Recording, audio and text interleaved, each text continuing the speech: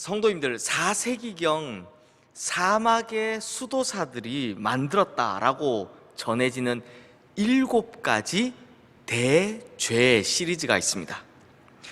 그러니까 경건한 삶을 살려고 아무도 없는 광야로 나가서 몸부림을 치던 이 사막의 수도사들이 자신들이 수도 생활하는 데 있어서 가장 위협적인 죄가 무엇일까? 그걸 정리하다 보니 7가지의 큰 죄가 있더라라고 정리를 했다라는 것입니다. 그러면 이 사막의 수도사들이 가장 경계해야 한다라고 말하는 그 7가지의 대죄가 뭐냐? 첫 번째는 정욕이고요, 두 번째는 탐식, 탐욕, 나태, 분노, 질투, 그리고 교만입니다. 그런데 사실은요, 제가 이걸 지금 순서를 거꾸로 말씀드린 겁니다. 왜 그랬냐 하니, 제가 생각해 보니까요, 사막의 수도사의 입장에서 한번 제가 생각해 보니까 어떤 죄가 제일 견디기 힘들까? 어떤 죄가 제일 유혹이 심할까라고 생각해 보니까 당연히 홀로 지내야 되니까 금욕 생활 하는 것, 이게 어렵겠죠. 그리고 혹은 저 입장에서 저 같은 사람은 먹을 거 부족하면 힘드니까요. 먹을 거 부족하니까 이 먹는 거 자제하는 거, 이거 얼마나 힘들겠습니까? 게다가 아무도 그 누구도 간섭하지 않으니까 한없이 게을러 지낼 수 있지 않겠습니까? 그러니 제 생각에는 정욕이나 또 탐식이나 탐욕이나 나태, 이런 것들이 훨씬 더 힘들 것 같더라고요. 하지만 경건의 훈련을 광야에서 실제로 경험한 수도사들이 정리한 순서는 이와는 반대였습니다. 생각하는 것과는 다르더라라는 겁니다. 어떻게 되느냐? 순서대로 말씀드리면 교만, 질투, 분노, 나태, 탐욕, 탐식, 정욕, 이 순서대로 7가지의 대죄가 기록되어 있습니다. 그렇다면 성도님들, 여기서 뭐가 가장 먼저 나옵니까? 바로 교만입니다. 교만. 아니, 생각해 보십시오. 혼자서 사막에 지내는데 무슨 교만할 일이 있겠냐? 누가 좀 있어야 내가 좀 교만도 하고 이럴 텐데, 이런 생각이 들기도 하지만요, 교만은 만악의 근원이며 모든 죄의 출발점이기 때문입니다. 그래서 성경에서도 잠언 16장 18절 말씀에 보면 교만은 패망의 선봉이요 거만한 마음은 넘어짐의 앞잡이니라 라고 말씀을 합니다. 선봉이고 앞잡이다, 이런 표현만 봐도 이 교만이 얼마나 위험한지를 알 수 있죠. 그래서 토마스 아퀴나스도요, 이런 교만의 심각성을 강조하기 위해서 교만은 모든 죄의 어머니다 라고 표현하기도 했고요. 또 우리가 잘 아는 작가인 C.S. 루이스도 교만에 비하면 다른 죄들은 벼룩에 물린 자국과 같다 라고 표현을 했습니다. 참 재밌게 표현했지만, 교만, 이건 우리가 절대로 간과해서는 안 될 큰 죄다라는 것을 강조하고 있는 거죠. 마찬가지로 오늘 본문에는 이 교만 때문에 쫄딱 망하는 사람 한 사람이 등장합니다. 누구냐? 바로 느부갓네살 왕입니다. 성도님들, 우선 다니엘서 4장에 보면 느부갓네살이 교만해질 수밖에 없는 환경, 즉 교만할 수밖에 없는 2가지의 징조가 나오는데요, 그 첫 번째가 뭐냐? 첫 번째 징조, 오늘 본문에 있는 4절 말씀 한번 보십시오. 나 느부갓네살이 내 집에 편히 있으며 내 궁에서 평강할 때 라고 합니다. 또 오늘 본문 아래에 있는 30절 말씀도 한번 보십시오. 나 왕이 말하여 이르되 이 큰 바벨론은 내가 능력과 권세로 건설하여 나의 도성으로 삼고 이것으로 내 위엄의 영광을 나타낸 것이 아니냐 하였더니 라고 합니다. 왜냐하면 사실 이 말을 할 때요, 느부갓네살 왕이요, 자신의 재위 기간 내내 진행되었던 이 웅장한 바벨론 도성 공사가 마무리되었을 때이기 때문입니다. 건축이 끝났다는 거죠. 그래서 당시 완성된 바벨론 성이 어떠냐 하니, 높이가 25m짜리 성벽이요, 앞뒤로 2개가 있습니다. 거기에는 문이 8개가 달려 있고요, 그 문은 사방이 전부 다 순금으로 장식되어 있었다라고 합니다. 그리고 가장 특징적인 게 뭐냐, 유프라테스 강의 강물을 끌어다가요 수로를 만들어서 그 도시 한가운데를 통과하게 했다라고 합니다. 지금처럼 상하수도 시설이 있었다라는 거죠. 그래서 이 건축물의 이 규모를 어느 정도로 생각하느냐, 야, 이집트 피라미드보다 낫다 라고 생각하는 분들이 많습니다. 진짜 상상을 초월하는, 당시에는 상상을 초월하는 건축물이었다라고 합니다. 그래서 뭐라고 합니까? 내 집에 편이 있으며 내 궁에서 평강하다라고 한 거죠. 게다가 당시 느부갓네살은요 실제로 세계 대제국을 완성한 때였습니다. 동쪽으로는 엘람과 메데, 남쪽으로는 애굽, 그리고 서쪽으로는 그리스를 비롯한 지중해의 섬들, 특히 그 중에서도 가장 부유했던 두로 지방을 완전히 정복했습니다. 그래서 그때야 127도나 되는 그 거대한 나라를 완성시킨 거죠. 그러니 밖으로는요 모든 적들을 제압하고 다른 나라의 모든 왕들을 자기 앞에 무릎 꿇려 쓰는 시기였습니다. 그리고 안으로는 가장 호화롭고 웅장한 바벨론 성까지 건축을 마쳤습니다. 그러니까 무슨 말이냐, 당시가요 느부갓네살 인생에서 최고의 정점을 찍을 때다라는 거죠. 즉 자신이 세상에서 가장 높다라고 생각했을 때, 자신의 힘으로 모든 것을 할 수 있다라고 생각했을 때라는 거죠.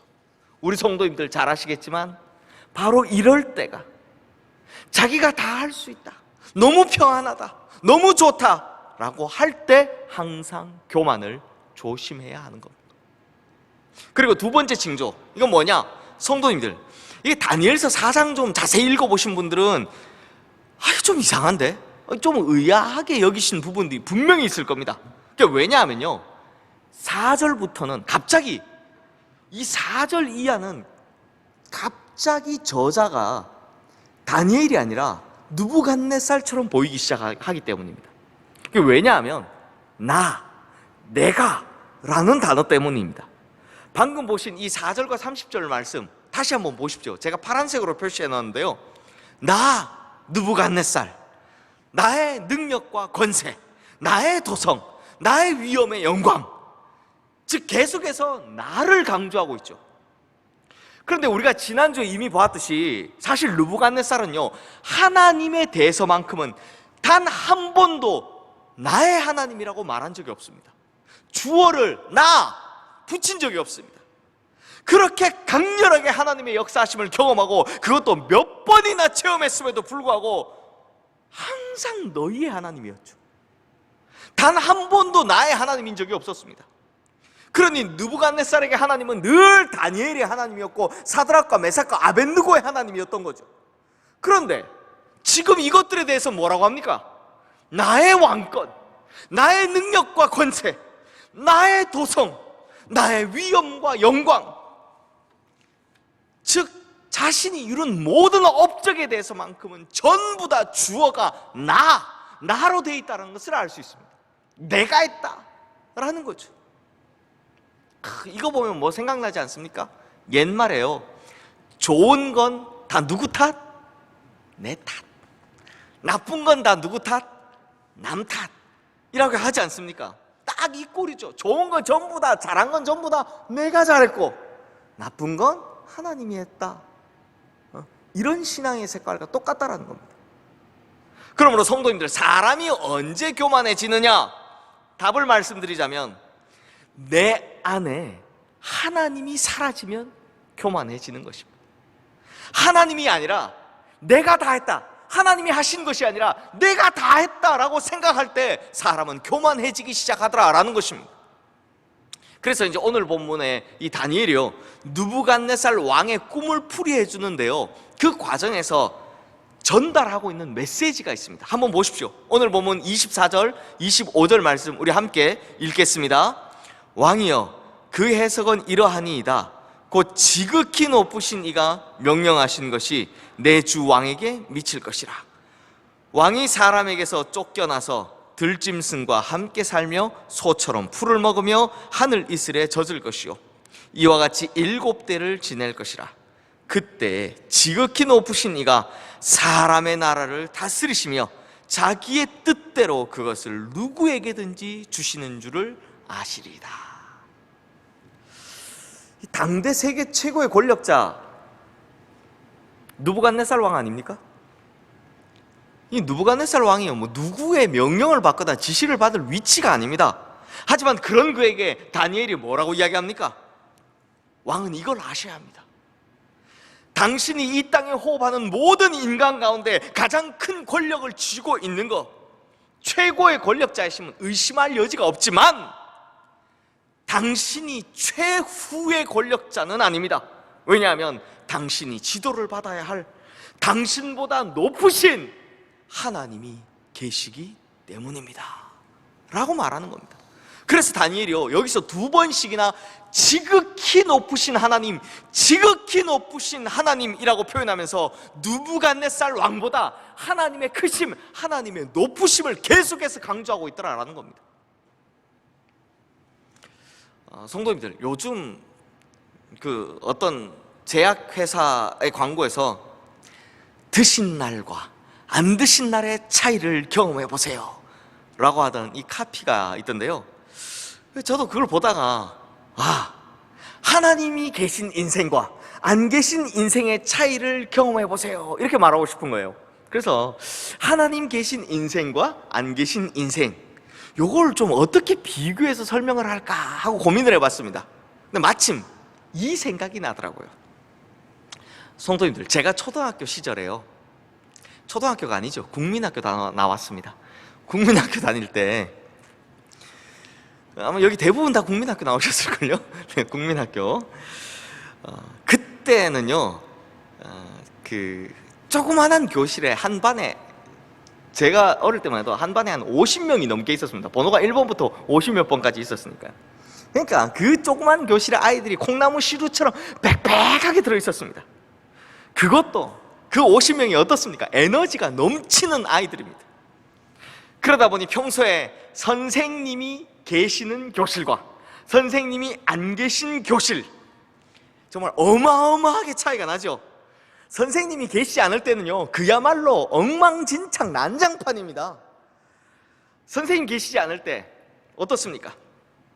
막 책상을 막 밟고 뛰어넘고 다니죠. 제가 그랬습니다. 누가 그런 게 아니라 제가 그러다가 책상 잘못 디뎌가지고 이게 모서리를 디디는 바람에 넘어져서 책상에 머리 한번 빡 이렇게 박은 적이 있습니다. 그 다음도 기억 많이 나는 거, 분필가루, 주번할 때 분필가루 풀풀 날리는 이 칠판 닦다가 이거 화가 나면 친구들한테 던져가지고 막 허옇게 옷이 막 허옇게 찍히고 막 이러죠. 하여튼 온갖 장난이란 장난 다 치다가 창문 깨고 막 선생님한테 불려가고 아주 난리도 아니죠.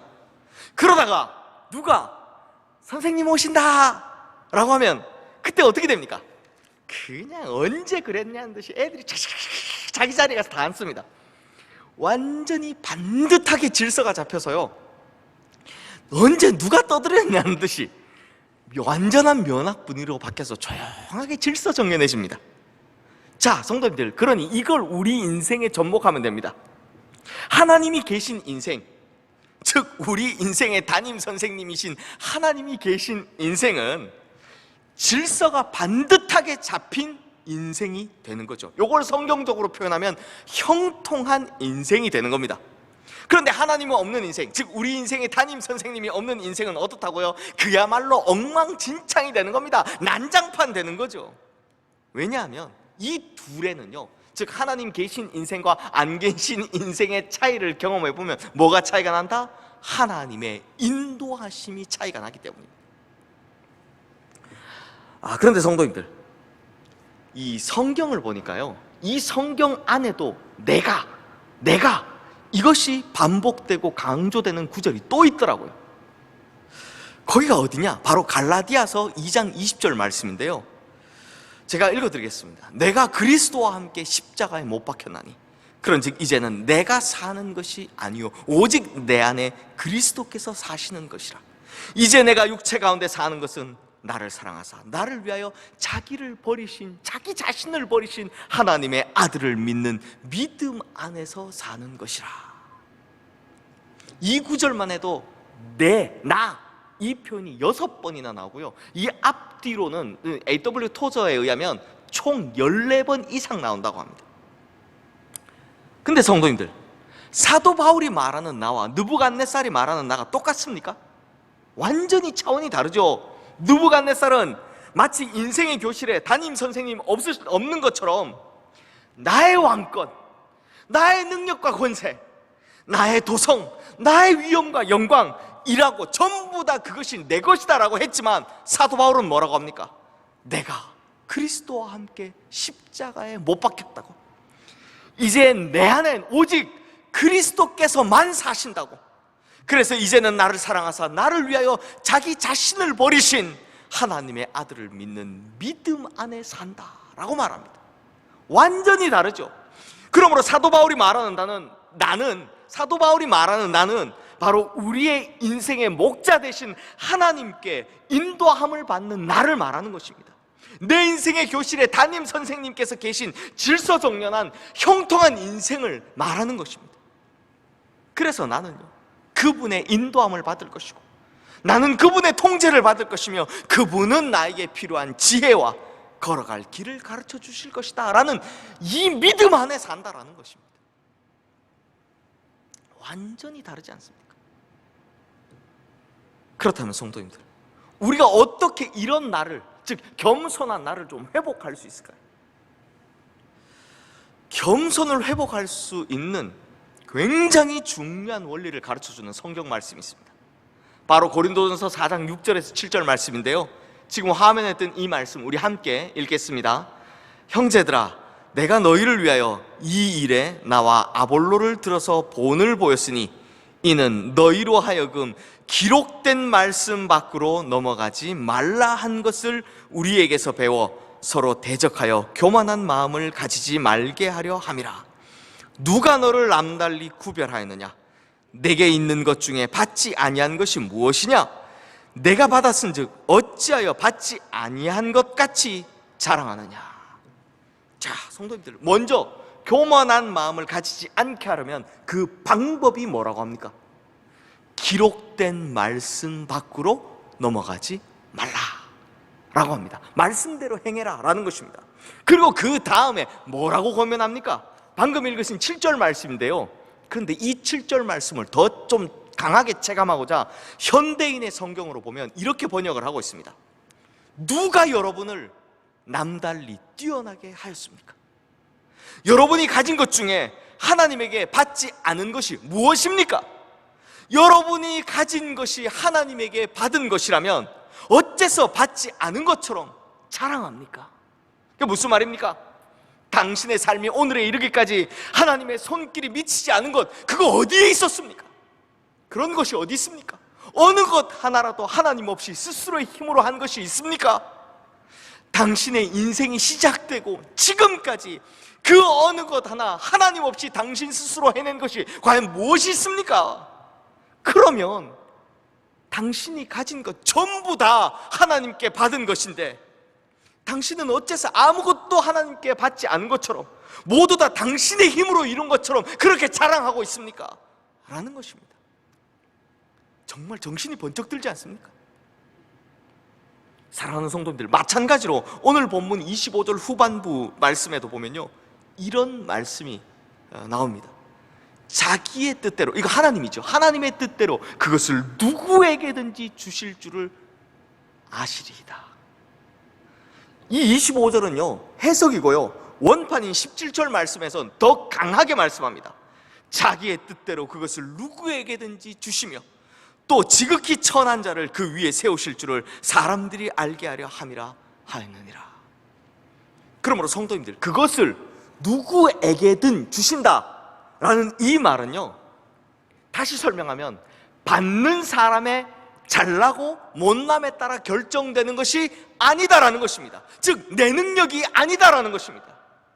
누구에게 무엇을 주시든 간에 그건 어디까지나 주시는 분, 즉 하나님의 선택에 달렸다, 하나님의 선택이 중요하다라는 것입니다.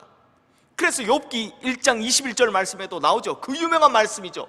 주신 이도 여호와시요 거두신 이도 여호와시오니 여호와의 이름이 찬송을 받으실지니이다. 결국 주시는 분도 하나님이시고 가져가시는 분도 하나님이시라는 것, 이걸 우리가 깊이 깨달아야 한다는 겁니다. 이 깨달음이 필요하다는 겁니다. 근데 성도님들, 바로 이 깨달음이 진짜 중요합니다. 이 깨달음이 얼마나 중요한 것인지 이 뒤에 설명을 한번 들어보십시오. 오늘 본문에 나오는 느부갓네살의 꿈이 있잖아요. 이 꿈의 내용을 해석하면 이런 내용입니다. 제가 간단하게 이 어려운 내용을 간단히 설명해 볼게요. 꿈을 꿨는데 한 그루의 나무를 보았습니다. 이 나무 한 그루가 있는데 이 나무 한 그루가 하늘에 닿을 정도로 높고 큰 겁니다. 그리고 그 나무의 가지가 얼마나 무성한지 열매도 많이 맺히고, 그리고 온갖 많은 짐승들이 그 나무 그늘 아래에 와서 쉼을 얻고, 또 나무의 가지들마다 새들이 다 깃들어 있더라는 겁니다. 이게 무슨 뜻이냐? 이 거대한 나무가 바로 느부갓네살을 상징하는 겁니다. 그러니 수많은 나라와 민족이 느부갓네살 왕의 통치 아래 있다라는 것을 말하는 거죠. 이걸 표현한 꿈입니다. 그런데 그때 한 순찰자가 나타납니다.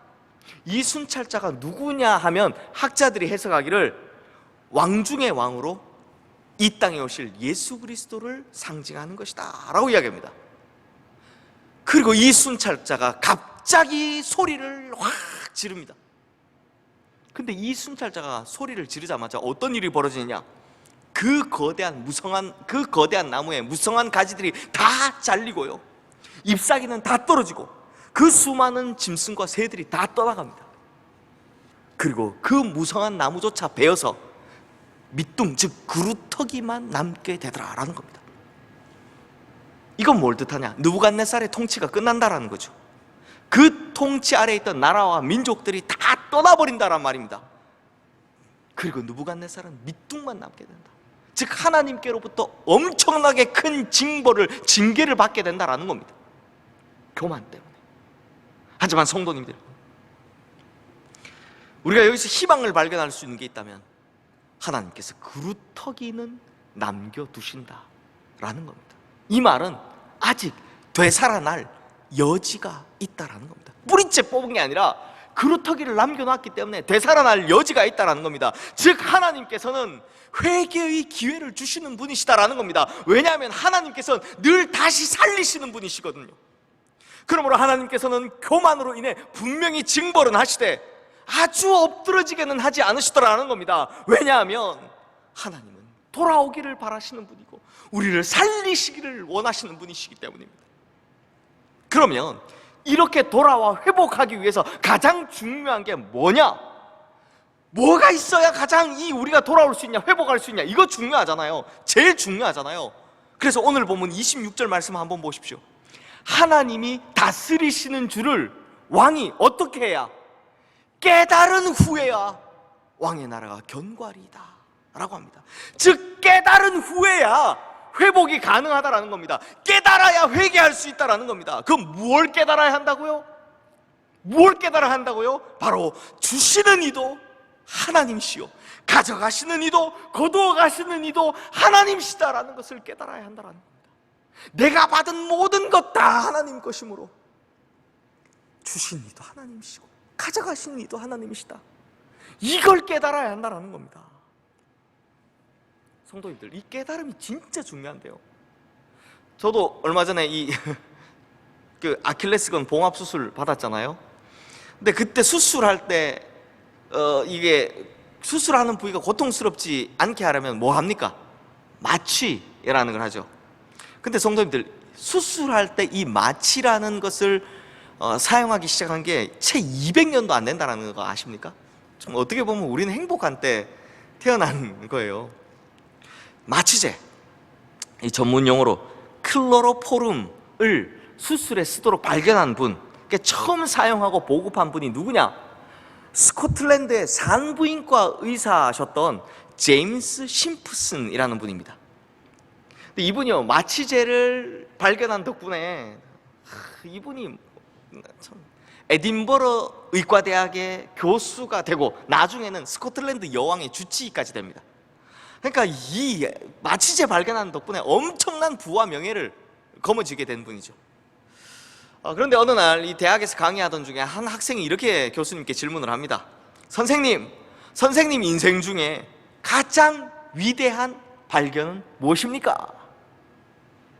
이 질문 왜 했을까요? 이 마취제에 관한 이야기 듣고 싶어서 이제 이 질문을 한 거죠. 그리고 그 자리에 있던 대부분의 학생들도 다 당연히 내가 마취제를 발견한 거 이렇게 대답할 줄 알았답니다. 그런데 모두의 예상을 뒤엎고 제임스 심프슨이라는 분이 이렇게 대답을 합니다.